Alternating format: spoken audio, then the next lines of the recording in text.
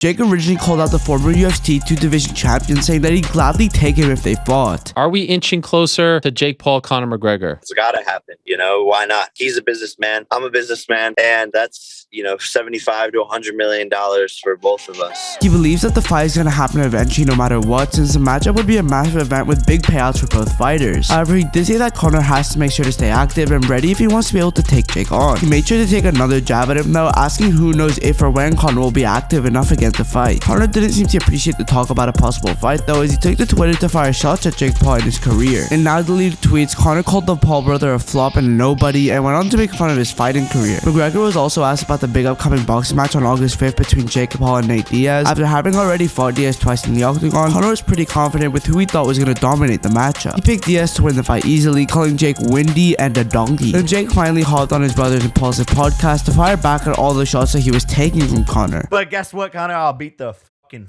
out of you. You can't box as good as me, and I'm gonna do to Nate what you couldn't, which is knock him the fuck out. He also made sure to call out Conor's post-fighting career, calling him a drunk and saying that his beer company Forged Stout is a failure just like him. Jake made fun of Conor for the recent accusations that the UFC fighter's career ended early due to doing too much cocaine. You can't have both lives. You can't have the fun party cocaine life and be the greatest fighter in the world, and you chose the wrong path. He also ended off the attack on McGregor by saying that the fight will eventually happen because Conor will need the money eventually, and the only way for him to get another big payday is accepting the challenge between the two. Jake has been making a name for himself in the boxing world ever since going pro back in 2020. He came out the gate with a 6-0 record against former UFC stars such as Tyron Woodley and Anderson Silva, but eventually took his first loss in a split decision loss to Tommy Fury. By split decision, Tommy TNT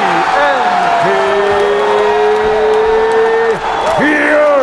Tommy Fury was the first true boxer that Jake had fought, so it seems like he wants to go back to his winning roots of boxing UFC fighters instead. McGregor hasn't fought since 2021 though, when he lost to Dustin Poirier by TKO, as the doctors had to stop the fight after he broke his ankle during the first round. About something there, McGregor back to his feet.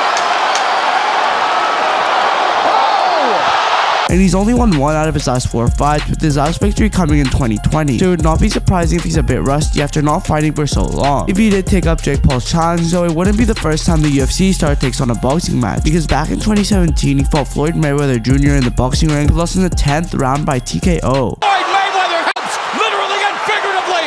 How is the notorious one still standing? And that's it. Oh, Robert Byrne has stopped the fight. McGregor doesn't seem interested at all to have another go at boxing against Jake, but a lot of people believe that he'll soon change his mind. Whether it's the idea of the big payday or something Jake says finally crosses the line for Conor, hopefully this potentially massive fight takes place very soon. But if you have Conor winning,